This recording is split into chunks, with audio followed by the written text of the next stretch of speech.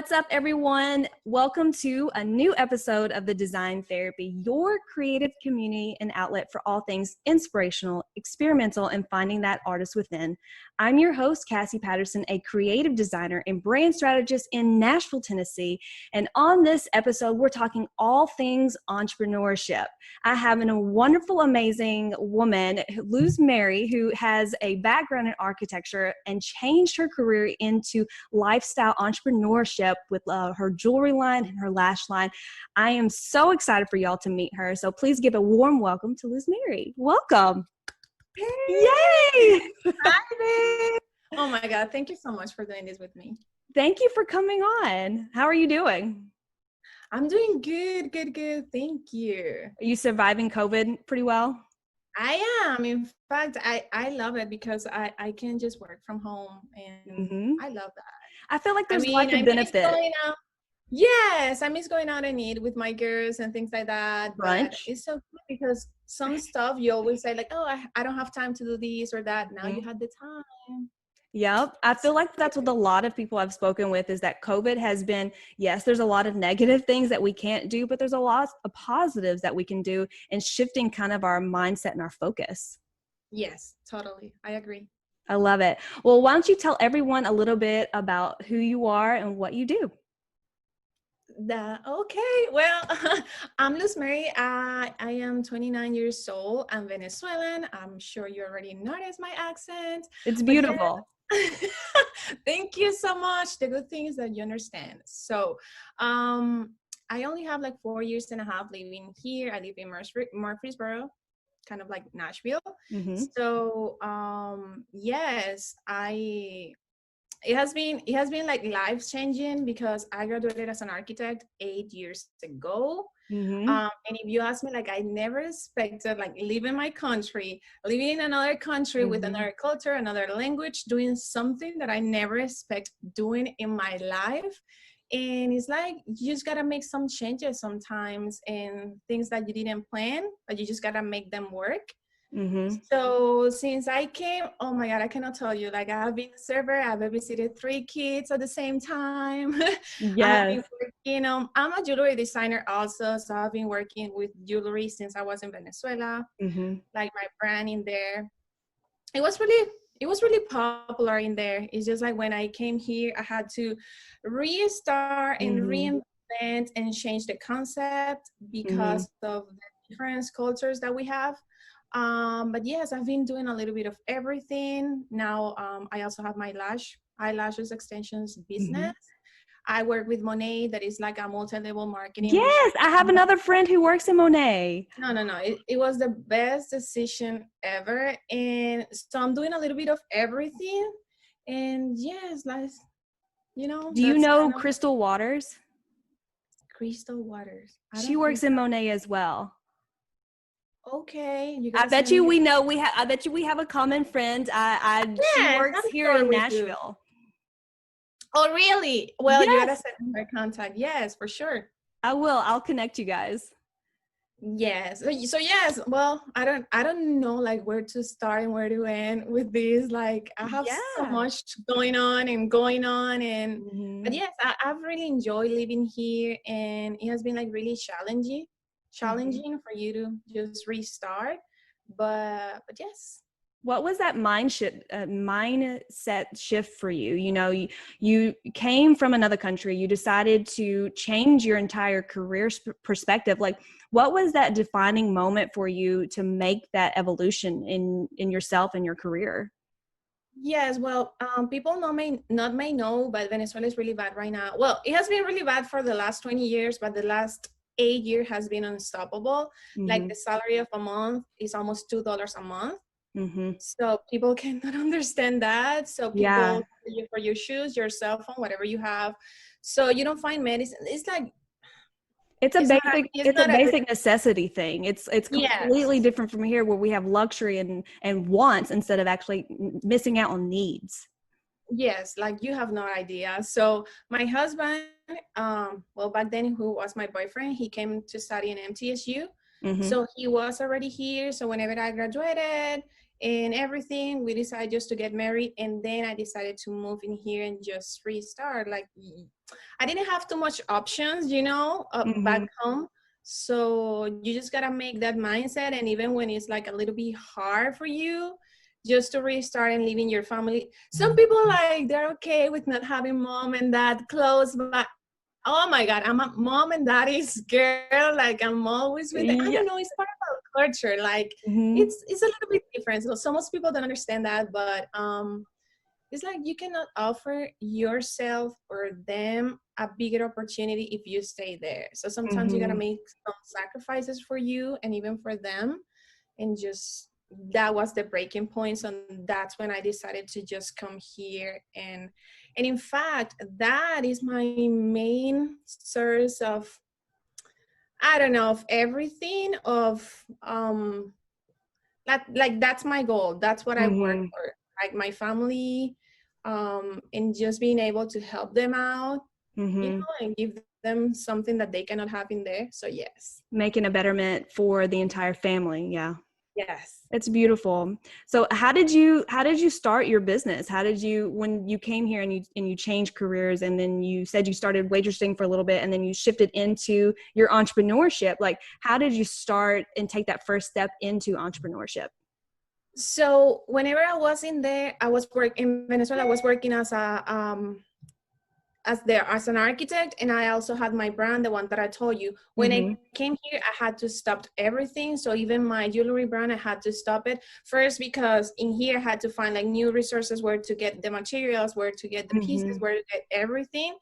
And so I had to stop everything and just restart all over. So I was a server. In fact, I was a server since then until 2 months ago. So it's not like, I love it. so Yes. it Big was like shifts. part of me. It was part of me. And then during that time, I also babysitted 3 kids in the afternoon. So basically my schedule was like from 6 a.m. till 2 p.m. I was the server. And then from 2:30 until 4:30 or 5, I was like babysitting these 3 kids. And at the same time, just trying to keep my brand reinvented, and working with Monet also. And not only with the eyelashes business going on, which I took the course, like I got my certification a year ago. So I have like less than a year doing that. And also, people don't think so, but like having your Instagram account is also like another job, like It creating is. content. So I was like trying to keep like that brand also on Instagram, and try to create some content with fashion and a little bit of everything. So it's like, it was a little bit exhausting. And I always say, like, everything is part of a process. Yes. So everything is part of a process. It's something like maybe I didn't enjoy that much. I always say, like, I'm not going to lie to you. I hated being a server. If it's normally hard for you to be a server and you're from here, whenever you're an immigrant and you're a server, oh my God, it's 3 times worse. So yes. Oh, and you're also in the South, which is a whole nother language. Oh, well, maybe, maybe that too. And a little bit of the Southern is a whole culture in itself. Yes. So thanks to the pandemic, I was able to finally take the risk and just give up with some stuff that wasn't making me that happy, and just refocus and try to invest some time and energy in things that I really enjoy doing. So basically I just stopped being a server and taking care of the kids, and now I'm more into the Monet business and supporting my girls and helping them out. And also with the jewelry, it's a little bit stopped, the jewelry thing, because everything is stopped because of the coronavirus. So I was not getting like the products or materials. But I was all in with the eyelashes, which I can see them. I can see them. Yes. The salons were closed. So that was great for my business, because people that had like their salons to get their lashes done, they were closed. So I was one of the few that, was still like, of course, with all the like taking care of everything, be careful with everything, taking like the sanitation of it. Yeah. But it was so great for my business. So part of the pandemic, I have to thank a lot to the pandemic. That's amazing. That's a big congrats to you. You know, you've turned like such a negative thing that is, you know, I mean, it's an awful thing that's happening in the world, but you've been able to find like a bright side to a positive side. So that's Yes, amazing. yes, thank you. So where do you find your motivation? I know you said that, you know, it's a 24-hour thing, whether we're doing Instagram or your own business and running your lifestyle entrepreneurship. Where do you find the motivation every single day to get up and tackle what you've got to do for the entire day, for the entire month, or even the year? You know, how do you start to segment that for yourself? I always say we gotta, it's something that I read a few months ago. If you don't have 10 minutes for you to dedicate to your mindset, you cannot get $10,000 check in your hands. Like Mm-hmm. if you don't have 10 minutes, you're not ready to get those $10,000 check in your hand. So I think it's really important. Like the most important thing I think is to just get some time for you to work in your mindset. Mm-hmm. As I told you, my motivation is my family, and that's all I need to think about to just keep myself going. But Mm-hmm. I'm also like really challenging to myself, and I wanna, you know, I love traveling, I love this and that, so Yeah. that made me like work on that entrepreneur thing where I can be my own boss, even when it sounds Mm-hmm. uh You are now. I can manage my own time. Like Yeah. nothing motivates me more than just managing my own time. Like I Mm-hmm. don't have to ask for days off if I want to do this. But I really like to keep like that motivation and be able to live the life that I want to live and Mm-hmm. the life that I want to give to my family. Mm-hmm. So I always say whatever you do, I don't know, if you're a Christian, maybe pray or read your Bible, or if you do like meditation, or Mm-hmm. if you listen to podcasts or whatever, you just need to keep doing that every day. Mm-hmm. Because of course some days you don't feel motivated, and I always say it's Yeah. okay, take your day off. If that day you're sad, whatever, take it that day, but the next day you just have to Mm-hmm. change your mindset. If not, like life is gonna Yeah. just Allow yourself to feel it, but don't stay there. exactly. Yeah. So I always say it's not only about like motivation, but it's about discipline. Mm-hmm. um, because Yes. sometimes motivation is over, but what's gonna get you there is your discipline in your, I don't know, routine, your Mm-hmm. habits, and whatever. So we gotta keep working on that. Oh, And to I'm a keep big working, discipline girl. oh my God, I try to be. I am all about discipline. You know, I that's so strange, especially me being a creative. I know a lot of creatives were kind of like free flowing and feel what you feel in the moment and and that's not who No, I we am. can't. We can, because oh my God, I cannot tell you how many days I feel like not working, or I feel like, and if you Can I just stay just, at the pool all day, 24/7 with a oh martini? my God. Exactly. So no, discipline is really important. So we gotta Yeah, work on that. Keep that's working on that. awesome. Yes, we will. We will. So what are some of the big obstacles? I know coming from another country has been a big obstacle, and being, you know, in an entirely different immersive environment. Now that you've kind of shifted fully into your entrepreneur business, what do you foresee? Like, have you had any obstacles that you've targeted already, or you know that you're going to start facing? Like, what are some things that have been challenging for you? I think, yeah, like you said, just the fact of being in another culture with another language, sometimes that stopped me. And I was like scared. So if you're usually scared to Mm-hmm. like start something or start a new Yeah. project, imagine starting that in a new place, in a new country, in a new everything. Yeah. So that's the main thing. For example, when I was gonna start with Monet, I was like, I don't know anybody here. Who am I gonna talk to? I don't even like Mm-hmm. speak English that well. Girl, But you you speak just, great. well, I try. You know what? That's the good thing about being a server.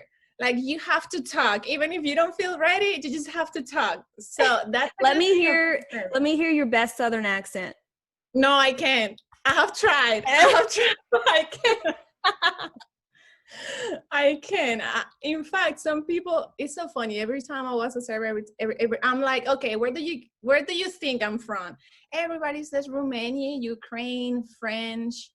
Like I only had one person saying Venezuela. Only one in 4 years. I would have said the if I hadn't known you were from Venezuela, I would have said the northern half of South America, just Oh, really? because of your accent. It's different. Good. That's good. I don't even remember what you asked me before. The obstacles, any Oh, obstacles yeah. that you So face. the language, the fact of not knowing anybody here, like literally, I'm Hmm. here with my husband. So Yeah. it's not, I feel a little bit down. I'm going to go with my bestie and get a coffee. Your bestie that you know since high school. Like, Hmm. no. So I think that also, like, that is part of you, of like me growing, because you just have to grow up. You just have to do it, Yeah. even if you're alone, even if you don't know the language. I had to just be in a server, even when I had no idea of this, not even the beers that you guys drink in here. And I had to memorize all those freaking names. And I'm like, I don't even drink and I have to memorize all of these. So it's everything was like something that I was scared of. Hmm. Um, and How did for you get example, outside of that box? How did you go and like start getting yourself out and beat that fear? How did you beat that fear? you just do it. I always say you're gonna be scared, and that's okay, but do it even if you are scared. Just do it. It's Hmm. the mindset of doing it. It's the mindset of trying, like, risk it. I was like, what's the worst I can lose? Like, Yeah. I'm already here. I'm already like not doing, Hmm. not doing what I was Yeah. supposed to be doing in Venezuela. So you just gotta get to a mindset where you just don't have to let fear stop you. It's okay if you feel fear, but don't let the fear stop you. I think that's the biggest mind shift that a lot of people struggle with, especially when they see all these other entrepreneurs doing, their thing and going out there and just giving it a shot. It's taking that first step and actually saying, I'm going to do this. And even if I am And scared being doing it. consistent, yeah, and being consistent, because some people think like we used to compare ourselves with other people. Like, I had to deal with that myself, because I'm like, okay, if that person, I don't know, she got there in this amount of time or whatever, I cannot compare my journey to your Mm-mm. journey. Like, Exactly. my challenge are mine, my process is mine. Sometimes it may take you more than other people, but it's okay. On how you say, like, unless you stop or unless you don't give up, like, that's all you will need. Hmm. But it's so hard, like, you know I Yeah. had to work on that, because we tend to compare ourselves with somebody else, like, journey or Mhm. And you success. can't do that. Yeah. We can't. You never know what's right around the corner for you or for somebody else, and the way things are going to be impacted is, even if somebody's at the top of their mountain, you don't know if they have a valley right around the corner, or if Yeah, your yeah. mountain is about to come. You always just have to, it's a preparation. You have to prepare yourself for every single moment, everything that the goals that you want in life. Definitely, I Yeah, totally agree, for sure. something that I always say whenever people like ask me, like, why do you, or about the mindset, or why you try this or that, or why you try to, work that hard and try to do it so perfect. It's because, for example, I'm a Christian and I represent the kingdom of God. So I'm supposed to do things Hmm. right. If you don't do it right, like, who do you expect, like, doing things right? So I always try, to get that mindset to, anytime I feel like doing like a lazy kind of job or whatever, I think about that, and I think that's enough motivation for you to just get out of your comfort zone and just do yourself. Hmm. Do the best you can do. Say a Like, little prayer to God and he'll help you along the way. yes. I love that. That's amazing. So, coming from Venezuela to here, has your environment influenced your stylistic choices and the way that you approach your business? I know that you said that there's a difference of like lifestyle, and the culture. Has it been really prevalent being here in the choices that you've made? Well, I mean, for example, talking about the jewelry thing, in there Mm-hmm. was, for example, everything that I did was like colorful, handmade, and things like that. Suddenly you Mm-hmm. come here and everything goes by stations, like summer and winter. And when Yep. you're in winter, you're not that colorful. And I'm like, we're always colorful there. It's like Yeah. always get big pieces, colorful pieces. So Mm-hmm. I think you just got to how do you say, like, reshape to Mm-hmm. the place where you start, where you where you are right now, but just have the essence that makes you you. Mm-hmm. So I think the environment is not that influential unless you have your strong essence and you just Mm-hmm. make your place like feel home even when you're not there. Mm-hmm. So I definitely understand that. Everything is very colorful in South America. There's like everything's about butterflies, dragonflies. I've noticed that. Is there like a semblance or a representation of things pulled from nature and flowers and animals? yes, And we yeah, love statement pieces and like big jewelry and colorful stuff. It's always summer there, so I guess that had to be something, you know. I love that. I love that it's summer all year round. Sometimes I don't like winter here. I do love it. So that's the thing. Some people ask me like, did it took you forever to like adapt? I I felt home in that sense. Like I love the stations. Like that's why I'm not in Florida right now. Even when Uh-huh. my sister is there, she lives there. I love the fact of having those changes, and you can Mm-hmm. enjoy summer. You can enjoy spring, you can enjoy a little bit of winter. This winter is not that bad. Like I have friends in New York, Chicago. Oh my God, that's winter. I know. I've been up Even there you during have like, winter.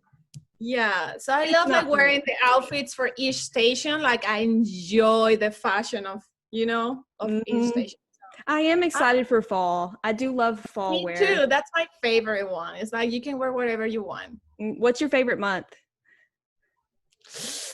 December, but the favorite station is fall. Yeah. I love October. October. I love apples, caramel You apple know what? spice, and cool, crisp weather and pumpkins. You see, like in Venezuela, we didn't have like Halloween or pumpkins or any of that. So Mm-hmm. yes, it's really cool like live that experience like here. But December, oh my God, it's like it has like its own magic. Mm-hmm. So I love it. Oh, that's awesome. I love it.